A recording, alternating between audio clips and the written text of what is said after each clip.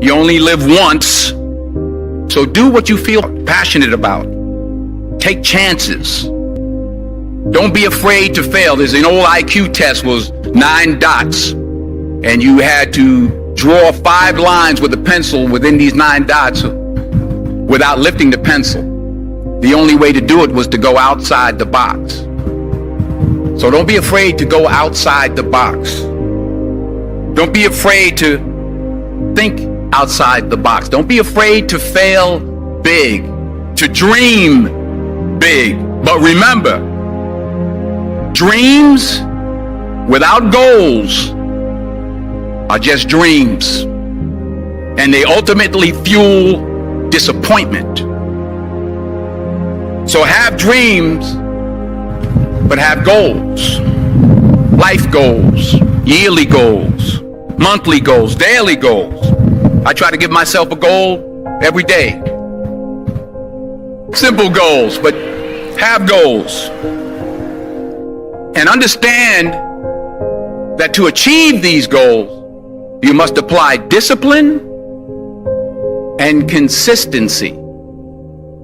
In order to achieve your goals, you must apply discipline and consistency every day, not just on Tuesday and miss a few days. You have to work at it every day. You have to plan every day. Hard work works. Working really hard is what successful people do. And in this text, tweet, twerk world that you've grown up in, remember, just because you're doing a lot more doesn't mean you're getting a lot more done. Remember that. Just because you're doing a lot more doesn't mean you're getting a lot more done. Don't confuse movement with progress. My mother told me, she said, yeah, because you can run in place all the time and never get anywhere.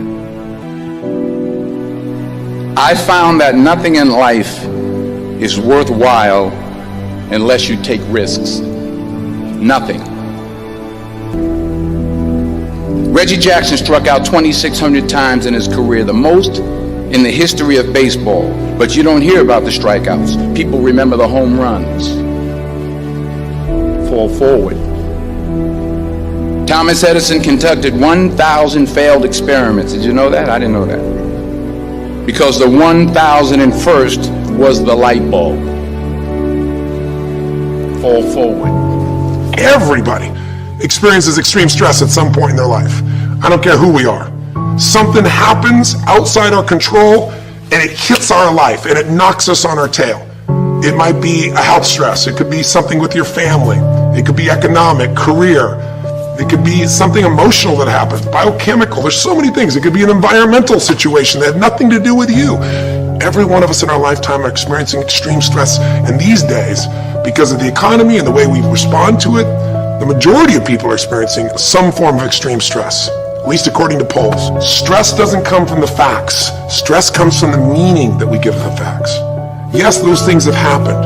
But the real question is, if we fight what's happened, we got a problem. We got to decide, what are we going to do with what's happened in our life? How are we going to take this? How are we going to mold this? How are we going to turn our life around? Because when you come up with a new meaning, you get a new life. So what are we going to do in this session? Well, in this session, we're going to take a look at something from a different perspective. We're going to ask you this question. What is the single force that controls the quality of your life? If there was one gift our Creator has given us, or the universe, whatever you believe, what is it? What is the one power that you have right now in this moment that can change everything? You have it, I have it, we all have it. It's this one singular individual power that can change anything in our life, regardless of what's happened to us. And I know you know the answer. The answer is the power of choice. The one thing we have in this world is we can't control the events, but we can choose what to focus on, we can choose what things mean, and we can choose what to do. Those three choices, those three decisions really control our life. It's not so much the conditions of our life that control our destiny as much as the decisions of our life. Try for a second to think about something. Think about your life. And just think about, are there a few decisions? If I were to ask you 2 decisions you've made in your life, You know, that if you would have made a different decision, you would have a totally different life. I mean, it may be, a life may have been better, or it may have been worse, I don't know, but you would have a different life. I'm not asking you to buy into the fact that you should have known the answers. I just want you to see the power of a decision. How is your life better today because of a decision you made years ago, not just negative ones? Think about it. Sometimes a little decision changes your whole life. Like you decide one day to go to a certain school, and you go to that school, or to go eat someplace, and you bump into the person that becomes the love of your life. Or you meet someone, and you decide as a result of that you're going to become a photographer, or a software engineer, or a business person, or a doctor, a dentist, whatever. They impacted you, but you made the decision, that's what I really want. That's what my life's going to be about. And that decision has affected so much of your life. What you do, how you live your life, how you spend your time, what you earn or don't earn, you know, who you attract into your life, beliefs you have, all come from some of these little decisions. What you decide to eat from your dinner plate each night certainly determines your physical destiny, right? We all know that, at least to a certain extent. I know there's a certain amount that's genetics, but I'm talking about the stuff you and I can control. So decisions equal destiny. It's not our conditions, it's our decisions. So if we want a new life, if we want a new experience, we got to make new choices.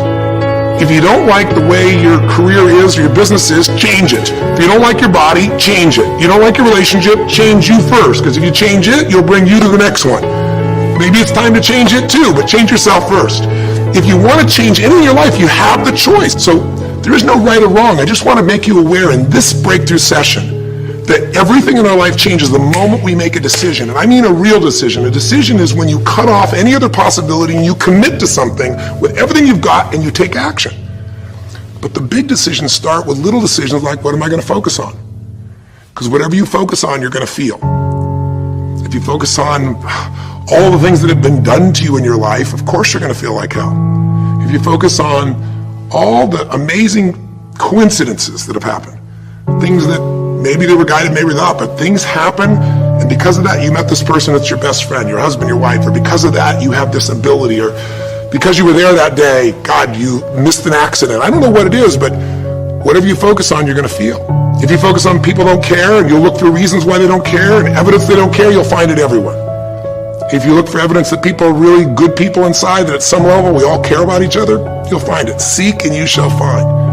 The secret is, have you become conscious about your decision making? Because this breakthrough session is, really, you want to change your life, make new choices. New life comes from new choices, but you got to make conscious choices. The people in this particular television special, Melissa and her husband, they really found themselves in a place where they were both making decisions, Melissa and Rick, that were unconscious.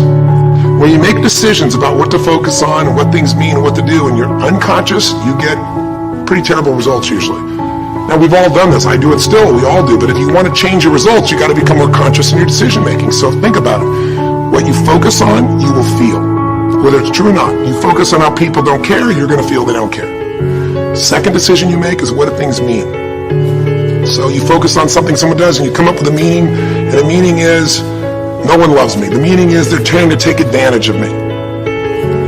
Depending on what meaning you come up with, and you get to choose the meaning of anything. For some people, they say, this situation happened with the economy, and what that means is, I'm going broke. Somebody else said, the situation happened with the economy, guess what? That means I'm going to work harder, I'm going to be more creative, it changed everything. Everybody else is going to quit, so we're going to dominate the marketplace. For people to do it. Is this the end right now, or is it the beginning?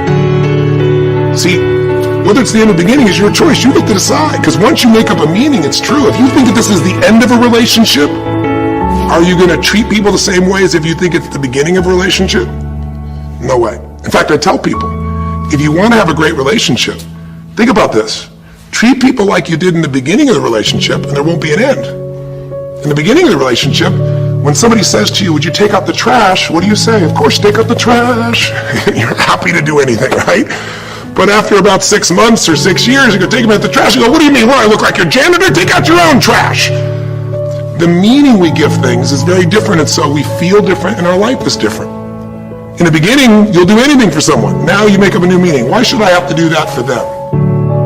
Little choices, like what to believe about yourself, what to believe about other people, whether this is the end or the beginning, start to affect your whole life. And the third decision we make, we decide what to focus on, most of us unconsciously. We decide what things mean, and the third thing we decide is what are we going to do? We decide to quit because it's overwhelming. We decide to get strong and focus. We decide we're going to turn it around. We decide to wait and see. Ultimately, your destiny is determined by what you do. So, for example, what do you do if somebody comes to you one day and says you have a tumor? Again, I had that experience. I use that as a reference point because I've had a lot of intense experiences in my life, but that was one of the more intense ones for sure. I had many, but that was very intense. You know, first, what do you focus on? Do you focus on it's over? Do you focus on why me? Do you give it a meaning that says I'm going to die? What do? Do you just go through traditional therapeutic approach? Do you put yourself in the hands of someone else? Do you evaluate this? Do you get a second or third opinion? Your destiny is determined by your decisions. Now, if you're a guy like Lance Armstrong, you focus immediately on, I gotta find a solution. The meaning you come up with is, this is the ultimate battle. And what you decide to do is you're gonna exhaust every possibility. Now, that doesn't guarantee you're gonna succeed, but it's interesting. When you have that kind of a mindset, it shifts you. And Lance Armstrong, I mean, he was told things like, look, you got tumors here in your brain, you got them in your lungs, right? You got, obviously, in testicles, and you ride a bike for a living. That's pretty tough.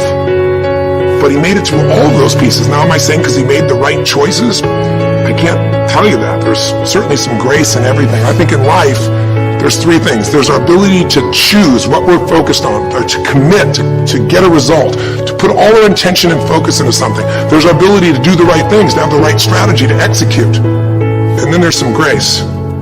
There's what some people call luck, some people call grace. There's, if you do the right things over and over again and with total focus, sometimes, you know, you get good fortune that comes your way. And you tend to have more good fortune when you're totally focused and decisive and you take lots of action than if you kind of just sit around and accept things like that you don't have a future.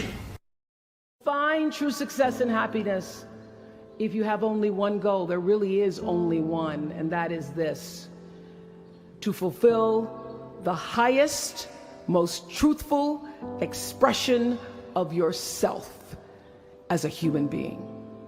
You want to max out your humanity by using your energy to lift yourself up, your family, and the people around you. The single most important lesson I learned in 25 years talking every single day to people was that there's a common denominator in our human experience. We want to be validated. We want to be understood.